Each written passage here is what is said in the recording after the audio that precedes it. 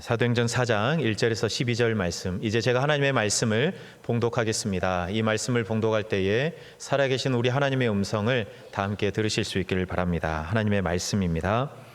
사도들이 백성에게 말할 때에 제사장들과 성전 맡은 자와 사두개인들이 이르러 예수 안에 죽은 자의 부활이 있다고 백성을 가르치고 전함을 싫어하여 그들을 잡음에 날이 이미 저물었으므로 이튿날까지 가두었으나 말씀을 들은 사람 중에 믿는 자가 많으니 남자의 수가 약 5천이나 되었더라.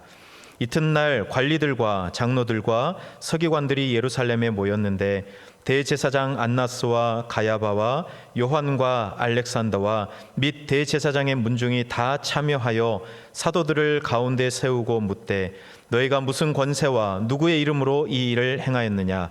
이에 베드로가 성령이 충만하여 이르되 백성의 관리들과 장로들아, 만일 병자에게 행한 착한 일에 대하여 이 사람이 어떻게 구원을 받았느냐고 오늘 우리에게 질문한다면 너희와 모든 이스라엘 백성들은 알라. 너희가 십자가에 못 박고 하나님이 죽은 자 가운데서 살리신 나사렛 예수 그리스도의 이름으로 이 사람이 건강하게 되어 너희 앞에 섰느니라. 이 예수는 너희 건축자들의 버린 돌로서 집 모퉁이의 머릿돌이 되었느니라. 다른 이로서는 구원을 받을 수 없나니 천하 사람 중에 구원을 받을 만한 다른 이름을 우리에게 주신 일이 없음이라 하였더라. 아멘. 예수님께서 이 땅에 오셔서 3년 동안 공생애를 사셨습니다. 3년의 그 공생애를 보면 거의 빠짐없이 3년 동안 제자들과 함께 동고동락하면서 제자들을 먹이시고 입히시고 가르치시고 이런 일들을 쭉 이렇게 해오셨습니다. 여러분, 서당계 3년이면 풍어를 읊는다 이런 말도 있잖아요. 3년이면 서당계도 풍어를 읊는데 여러분, 가장 위대한 스승이었던 예수님에게서 이 제자들이 3년 동안 배웠다고 하면 제자들의 삶이 참 많이 변했겠다, 굉장히 많이 성장했겠다, 이런 생각을 우리가 해볼 수 있을 겁니다. 여러분, 그런데 예수님의 마지막을 보면 제자들이 진짜 변했을까? 예수님에게서 가르침을 받아서 정말로 제자들이 성장했을까? 이런 의문이 드는 게 사실입니다. 여러분, 사실 예수님이 참 많은 사람들을 만나시고 그들을 가르치시고 양육하시고 먹이시고 입히시고 이런 일들을 하셨어요. 그러나 예수님의 사역을 꼽아보라고 하면 핵심이 뭐냐 이렇게 물어보면 아마 제자들이라고 이야기할 수 있을 겁니다. 수많은 사람들을 만나셨지만 그러나 12명의 제자들을 우리 예수님은 더 집중해서 그들을 키워가는 일에 사역하셨습니다. 여러분, 그래서 마지막 만찬, 겟세마네 전에 예수님과 제자들이 마지막 만찬을 할 때 제자들이 하는 이야기를 들어보면 그래도 제자들이 뭔가 되고 있구나 이런 생각이 들어요. 절대로 예수님을 떠나지 않겠습니다. 우리는 절대로 예수님 부인하지 않겠습니다. 이런 이야기들을 하는 거 보면 제자들이 그래도 뭔가 되고 있다 이런 생각이 듭니다. 그러나 그 결심이 오래가지 않았습니다. 예수님과 그 밤에 그렇게 결단하며 마지막 만찬을 행했지만 얼마 지나지 않아서 예수님이 십자가에 달리시기 위해 잡혀갔는데도 제자들은 다 도망갔습니다. 멀찌감치 쫓아간 제자들도 있었지만 대부분은 너무나도 두려워서 멀리 도망가 버렸습니다. 예수님의 사역의 핵심이라고 할 수 있는 제자들이 이렇게 바뀌지 않았기 때문에 예수님의 사역이 마치 실패처럼 여겨질 수 있습니다. 여러분, 그러나 부활하신 예수님께서 갈릴리에서 다시 제자들을 만나시고 그리고 그 제자들을 회복시켜 주셨습니다. 지난주에 보았던 것처럼 예수님께서 베드로만 회복시키신 것이 아니라 예수님께서는 베드로와 그 외 다른 제자들까지도 만나시고 회복시키셔서 다시금 예수님의 가르침 따라서 살아갈 수 있도록 그렇게 격려해 주시고 일으켜 주셨습니다. 여러분, 3년도 모자라서 40일 동안 AS 해주신 거예요. 제자들이 다 이렇게 예수님이 원하시는 대로 변하지 않았기 때문에 40일 동안 다시금 또 AS 해주시고 그리고 이제 승천하신 겁니다. 여러분, 예수님이 승천하실 때 제자들에게 하신 말씀이 있어요. 뭐라고 부탁하셨을까요? 성령이 임할 때까지 예루살렘을 떠나지 말아라. 그렇게 예수님이 부탁하셨습니다. 이게 어려운 부탁일까요? 예루살렘을 떠나지 말고 거기서 기다려라, 이 부탁이 어려운 부탁일까요? 우리에게는 별로 어려운 부탁이 아닐 수 있습니다. 그러나 제자들에게는 이 부탁이 굉장히 어려운 부탁입니다. 왜냐하면 여러분 예루살렘에서 기다리라고 이야기하거든요. 갈릴리 가서 기다려라 이게 아니라 예루살렘에서 기다리라고 예수님이 부탁하세요. 예루살렘이 어떤 곳이냐면 예수님이 돌아가신 곳입니다. 그리고 예수님을 죽인 사람이 지금 어디에 있어요? 예루살렘에 있어요. 그러니까 그들의 본거지가 바로 예루살렘입니다. 그런데 예수님이 제자들을 향해서 그곳으로 들어가라는 거예요. 얼마나 두렵겠어요. 예수님이 잡혀갈 때 두려워가지고 멀리 도망쳤는데 이제는 예수님을 잡으려고 했던 그 사람들이 눈에 불을 켜고 기다리고 있는데 거기에 들어가서 성령이 임할 때까지 기다리래요. 여러분 성령이 언제 임할까요? 모르죠. 그죠? 모릅니다. 하나님이 보내주실 때가 언제일지 모르기 때문에 그냥 보내실 때까지 기다려야 되는 거예요. 안 그래도 두려운데 그 예루살렘에 들어가서 성령이 언제 오실지도 모르는데 그때까지 무작정 기다려야 되는 거죠. 그러니까 제자들이 이 예수님의 말씀을 지키는 게, 순종하는 게 진짜 어려운 일입니다. 예루살렘에 들어가는 것도 어려운 것이고 거기를 도망치지 않고 계속해서 성령이 내릴 때까지, 임할 때까지 기다리는 것도 굉장히 어려운 일이었습니다. 그래도 다행인 것은 제자들이 예수님이 잡혀갈 때처럼 도망가지 않았어요. 갈릴리로 도망가지 않고 오늘은 예수님의 말씀에 순종해서 예루살렘까지 들어갑니다. 여러분 그런데 예루살렘까지는 들어갔지만 그래도 두려운 건 두려운 거잖아요. 아직도 예수님을 죽였던 사람들이 있으니까 예루살렘 안에 언제 마주칠지 모르니까 두려운 겁니다. 그래서 예루살렘에 들어가서 광야에 있지 못하고 마가의 다락방에 들어가서 숨어서 기도하고 있었습니다. 그리고 기도할 때 결국 예수님이 약속하신 것처럼 성령님을 보내주셨습니다. 예수님께서 십자가에 달려 돌아가신 때가 언제였죠? 기억나시나요? 6월절이었습니다. 오순절, 제가 답을 말해봐요. 성령이 임하신 때가 언제였죠? 오순절이었죠. 네, 명절이었습니다. 명절. 여러분 우리나라는 명절이 되면 어떻게 되죠? 다 고향으로 뿔뿔이 흩어집니다. 물론 서울에 계신 분도 많이 있겠죠.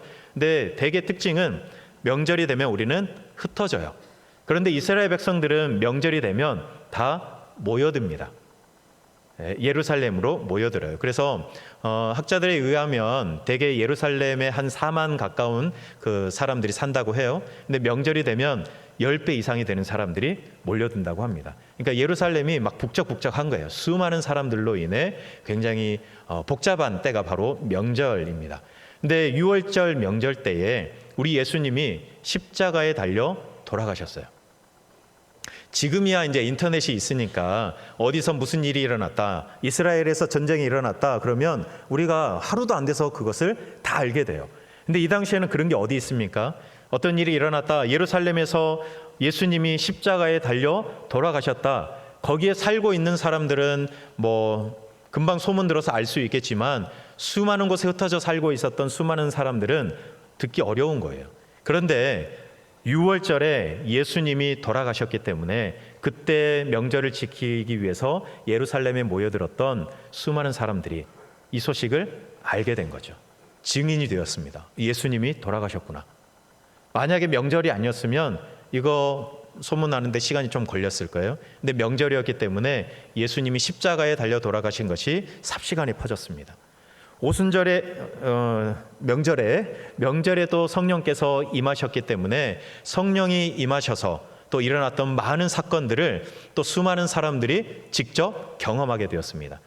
여러분 일례로 성령 강림 사건 하면 뭐가 가장 먼저 떠오르세요?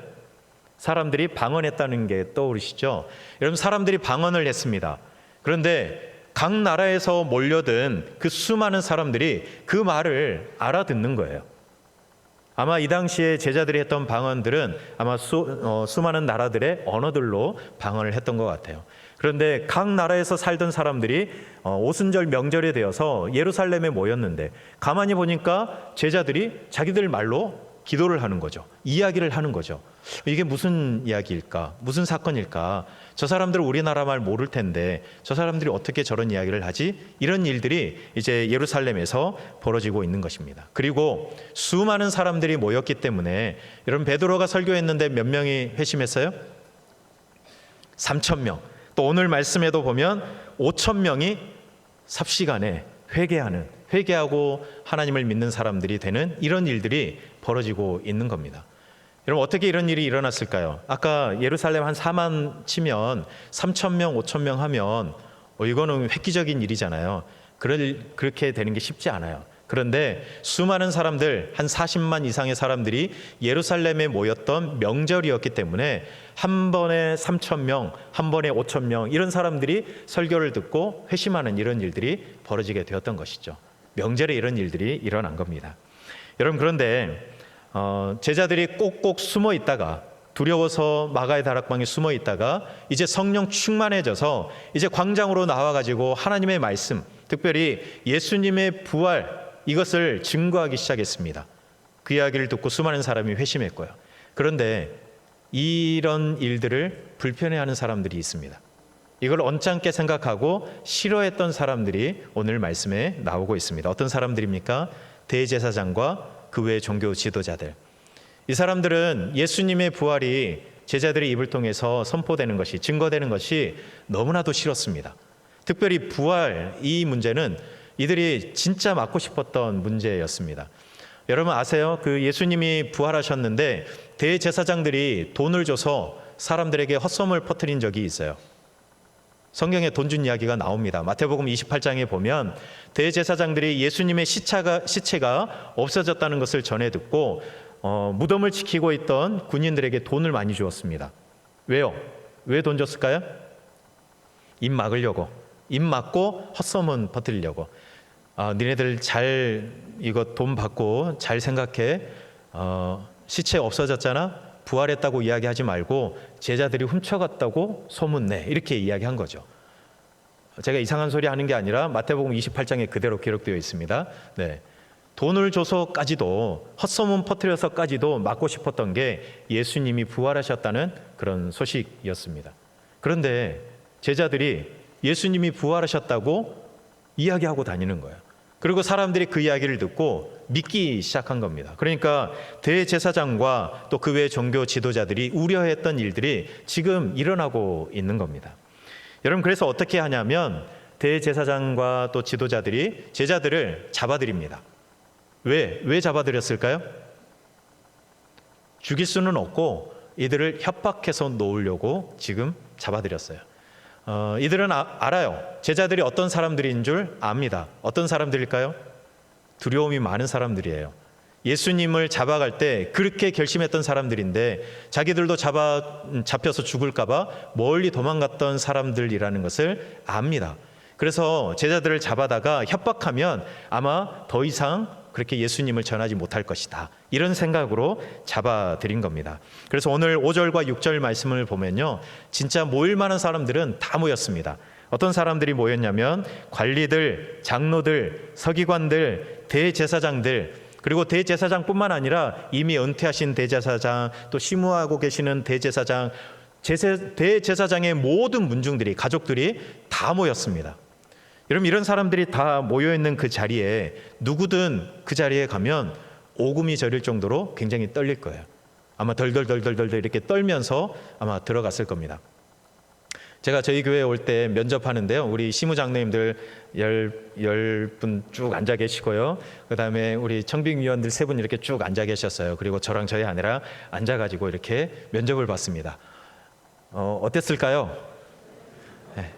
덜덜덜덜 떨릴 것 같죠? 네. 처음에는 그랬는데 우리 장로님들하고 이야기하다 보니까 안 떨렸습니다. 네. 그래서 할 말 다 했습니다. 네. 담대하게. 네. 근데 제자들이 이 모든 모일 만한 힘겨나 쓰는 사람들이 모여있는 그 자리에 가게 된 거예요. 진짜 벌벌벌벌 떨면서 갈 정도의 상황이 지금 벌어진 거예요. 여러분, 그런데 대제사장과 또 종교 지도자들이 처음에 이 일을 만들 때에는 그렇게 생각했어요. 제자들 불러다가 우리가 이렇게 다 모여 있으면 저들 한마디도 못할 거다. 아마 벌벌 기면서 들어올 거다. 이렇게 생각했어요. 그런데 그런 일이 일어나지 않았습니다. 오히려 제자들이 당당하게 들어왔어요. 당당하게 들어와서 물어봤거든요. 너희가 무슨 권세와 누구의 이름으로 이 일을 행하느냐, 이렇게 물어봤는데 오늘 베드로가 뭐라고 이야기하냐면 너희와 이스라엘 온 백성들은 알아야 한다, 이렇게 이야기해요. 알라, 이렇게 이야기하는 거죠. 누구한테 지금 이야기하는 거예요? 대제사장한테 감히 대제사장한테 너희들은 알아야 할 것이 있다. 너희들이 모르는 게 있어 이러면서 이야기를 하는 거죠. 여러분 깜짝 놀란 겁니다. 대제사장과 다른 사람들이. 뭘 알라고 이야기하냐면 너희들이 십자가에 못 박은 예수님이 살아나셨다. 그동안 이게 그렇게 알려지는 게 싫었잖아요. 근데 너희들이 알아야 한다고 베드로가 이야기하는 겁니다. 너희들이 십자가에 못 박은 예수님이 살아나셨다. 하나님이 살리셨다. 그리고 그 이름을 통해서만 우리가 구원받을 수 있다. 이거를 너무나도 당당하게 눈 하나 깜빡하지 않고 당당하게 이야기하는 거죠.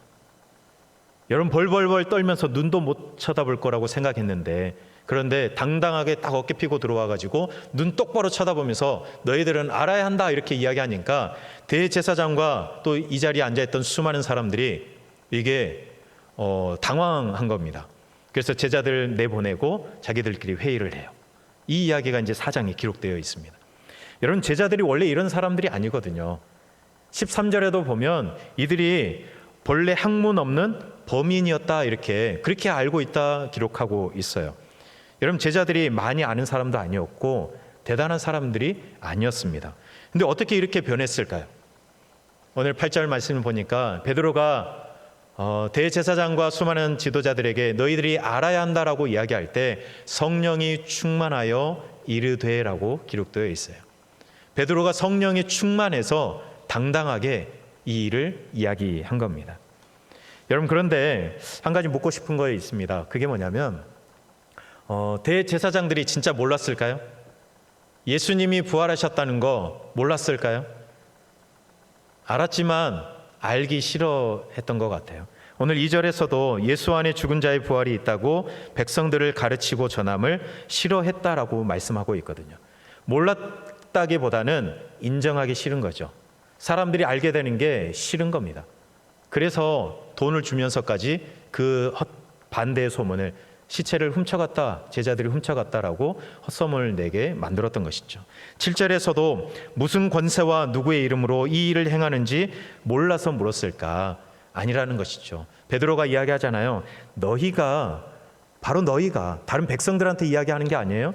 대제사장과 지도자들에게 그렇게 이야기하는 거예요. 너희가 십자가에 못 박은 예수 그리스도를 하나님께서 다시 살리셨다. 너희가 버린 돌이 모퉁이의 머릿돌이 되었다. 그렇게 이야기하는 거예요. 몰랐을까요? 아니에요. 여러분 이 사람들이 어떤 사람들인데 제자들을 잡아올 때 그냥 아무 사전 조사도 없이 잡아왔겠습니까? 아마 알아볼 거 다 알아보고 이들을 어떻게 하면 좋을까 다 알아보고 그렇게 잡아왔을 거란 말이죠. 그런데 예수님이 부활하셨다는 것을 몰랐다? 또 그들이 왜 누구의 이름으로 일을 하는지 몰랐다? 아니라는 것이죠. 인정하기 싫었던 것이고 또 그것을 용납하기 싫었던 겁니다. 여러분 베드로도 압니다. 베드로도 알면서도 인정하지 않고 싫어했던 이 권력자들에게 내가 이 말을 하면 들을까? 눈 하나 깜빡하지 않을 텐데 이런 마음이 왜 없었겠어요? 그런데 베드로는 담대하게 이야기합니다. 너희와 모든 이스라엘 백성들은 알라. 담대하게 이야기합니다. 성령이 충만해서 베드로가 이렇게 담대하게 이야기했습니다.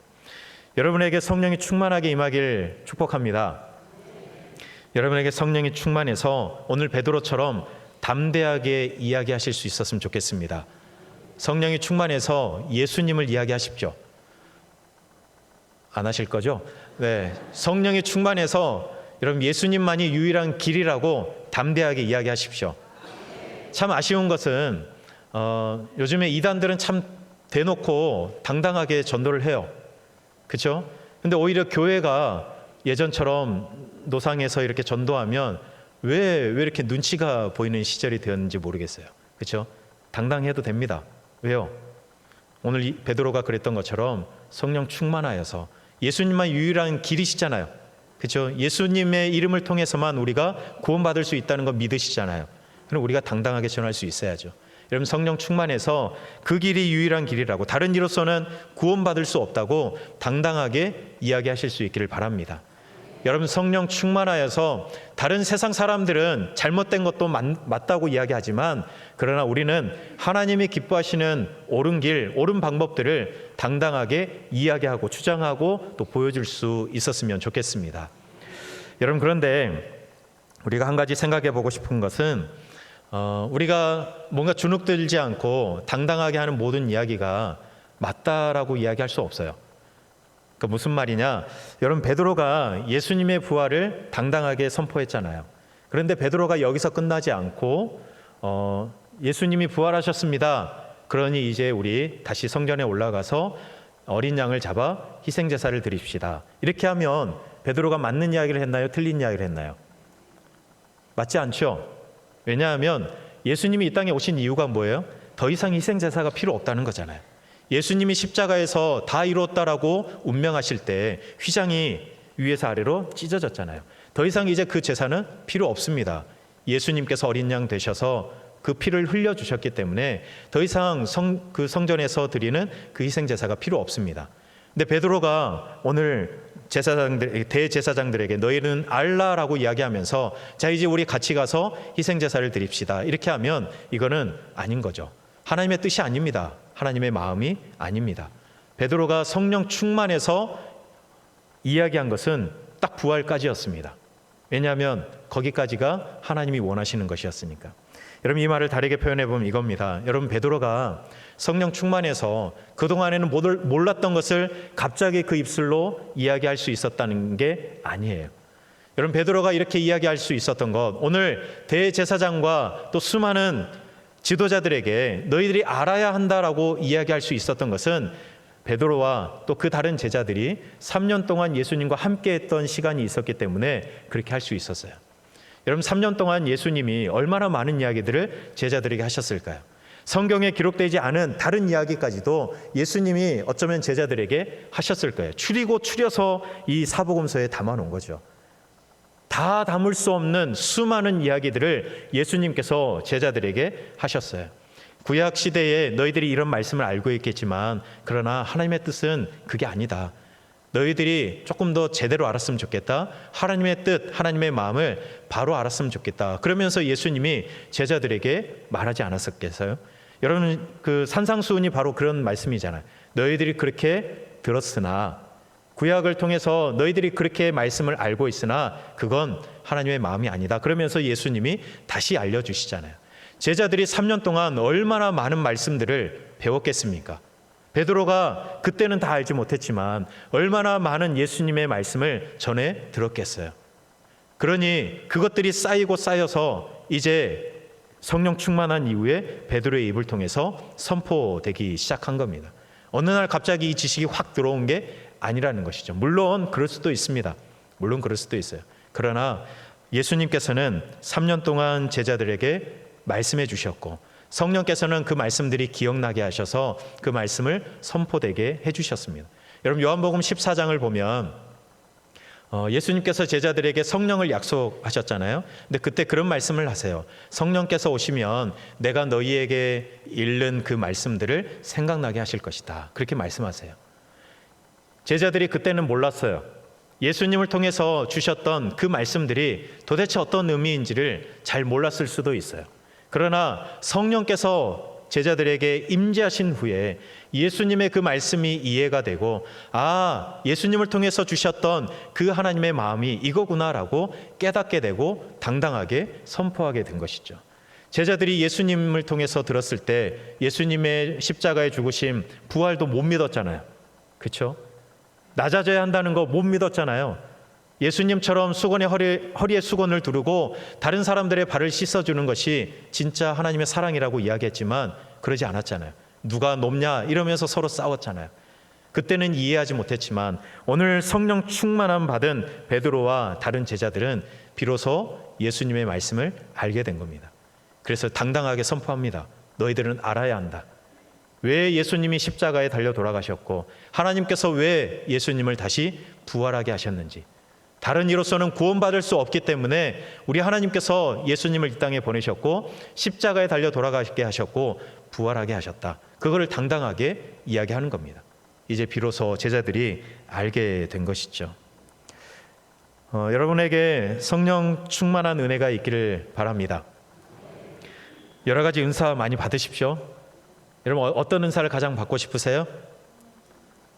성령 충만하여서 어떤 은사 받고 싶으세요? 네, 은사 많이 받으시고요.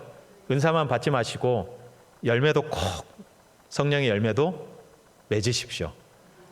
여러분, 우리가 은사만 구하다 보면 이거는 하나님이 기뻐하시지 않는 그런 방향으로 흘러갈 수가 있어요.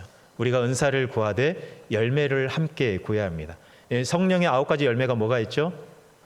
사랑과 희락과 화평과 오래 참음, 자비, 양성, 충성, 온유, 절제. 제가 교회 학교 때 이거 노래, 혹시 노래 아세요?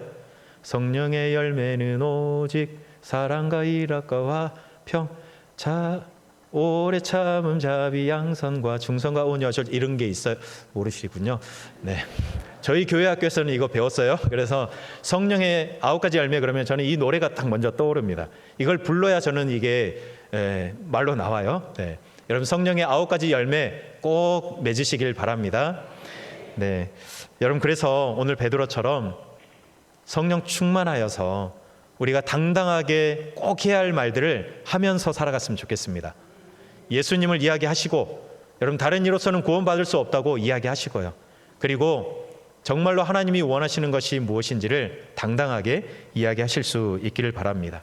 여러분, 그렇게 살아가기 위해서는 오늘 말씀드렸던 것처럼 제자들과 같이 예수님과 함께하는 그 시간이 꼭 우리에게 필요합니다.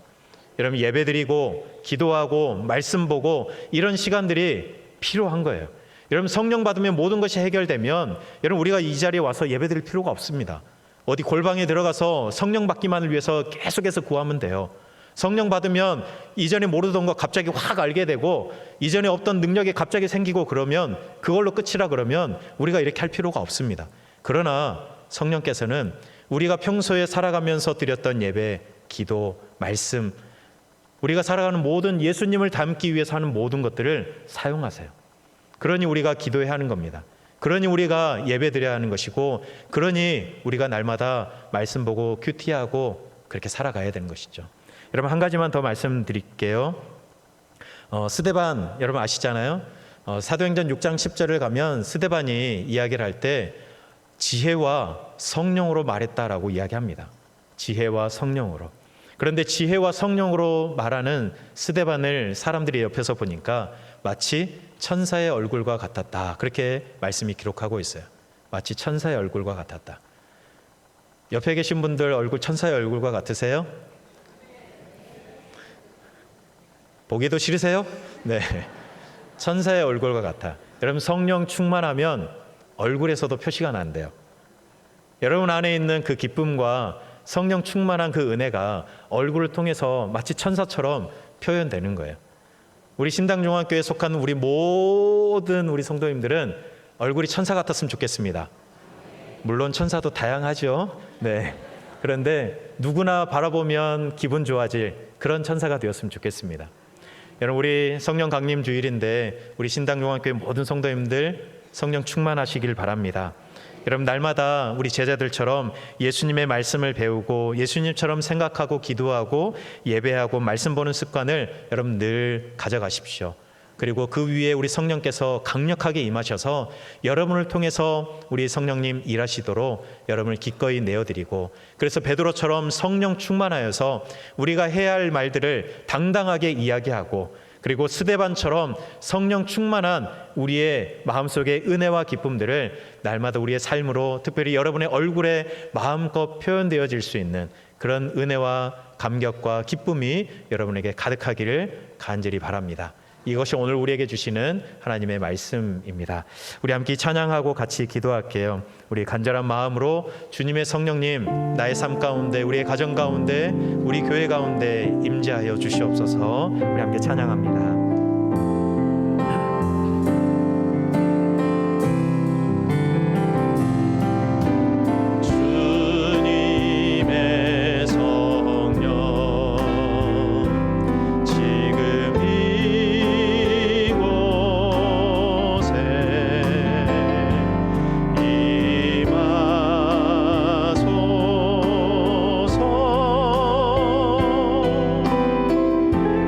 이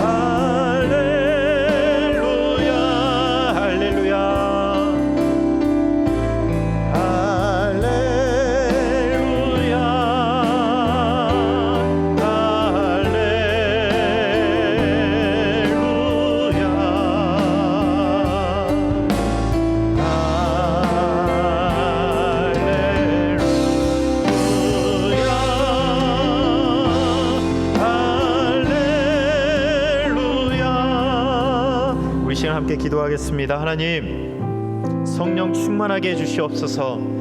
내 삶 가운데 성령님 임재하여 주시고, 우리의 가정에 하나님 임재하여 주시고, 우리 교회에 임재하여 주시옵소서. 하나님, 그래서 우리가 성령 충만하여 오늘 베드로처럼 우리가 말해야 할 것을 당당하게 말하게 하시고, 하나님이 기뻐하시는 것들을 이야기하게 해 주시옵소서.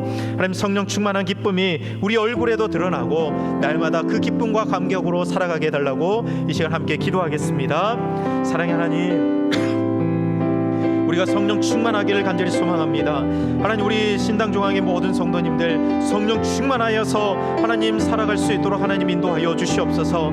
우리의 가정이 하나님 성령 충만하게 도와주시고, 우리 교회가 성령 충만하게 하나님 인도하여 주시옵소서.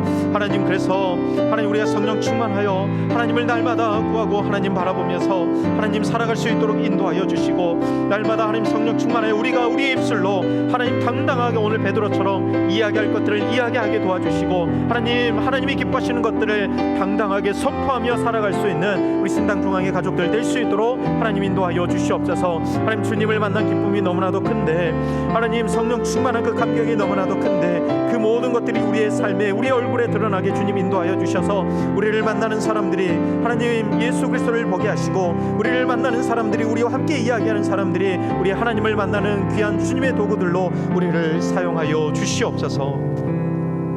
하나님, 성령 충만하기를 사모합니다. 예수님께서 약속하신 성령을 오늘 우리에게도, 우리 가정에게도, 우리 신당중앙의 공동체에 충만하게 내려 주시옵소서.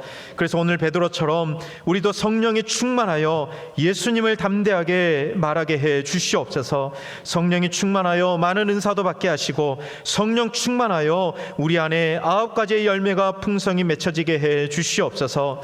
하나님, 제자들이 3년 동안 예수님과 함께하며 예수님의 말씀으로 가르침받아 어떤 것이 하나님이 기뻐하시는 삶인지를 배웠던 것처럼, 우리도 날마다 하나님의 말씀을 통해 하나님이 기뻐하시는 삶을 배워가고 예수님처럼 생각하고 말하고 살아가고 기도하고 예배하고 사랑하며 살아가는 저희들 되게 해 주시옵소서. 하나님, 그렇게 살아가는 우리의 삶 위에 성령께서 더욱 강력하게 일하셔서 초대교회에 일어났던 성령의 역사가 우리 신당중앙교회 안에도 일어나게 해주시기를 간절히 기도합니다.